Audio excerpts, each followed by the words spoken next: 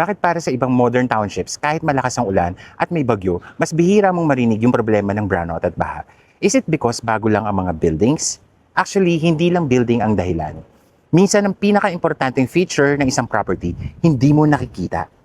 Let's start with electricity. Sa traditional communities, makikita natin yung electrical post and overhead wires.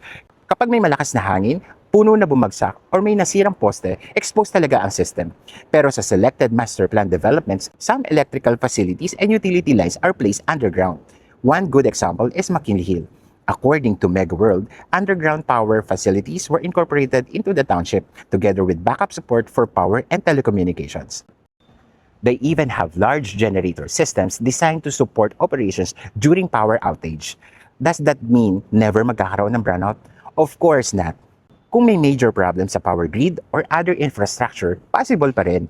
Pero the advantage is, some important facilities are less exposed sa weather compared sa overhead system.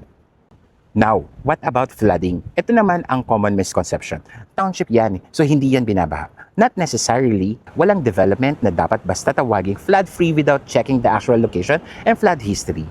Pero one advantage of a properly master planned community is that drainage, road elevation, open spaces, slope of land, and movement of rainwater can already be considered habang dinidevelop pa lang ang buong area. Unlike an old community na paisa-isang building ang nadadagdag over several decades, sa township, roads, buildings, drainage, and utilities can be planned together. For example, Pahara at Southwood City. Southwood City officially lists underground utilities as one of its community features together with wide landscape, open spaces. Again, that doesn't automatically mean zero brownouts or zero flooding. Ang point is, infrastructure planning matters. So kapag naghahanap kayo ng kondo, don't just ask, maganda ba ang unit? May mall ba? Malapit ba sa office? Ask also, paano ang electricity? May backup power ba? How are the utilities distributed? Paano ang drainage? Ano ang elevation, and ano ang flood history ng area. Because when you invest inside the township, hindi lang condo unit ang binibili mo, you are also investing in the infrastructure planning and management of the entire community. And sometimes, the most valuable features of a property are things you don't even see.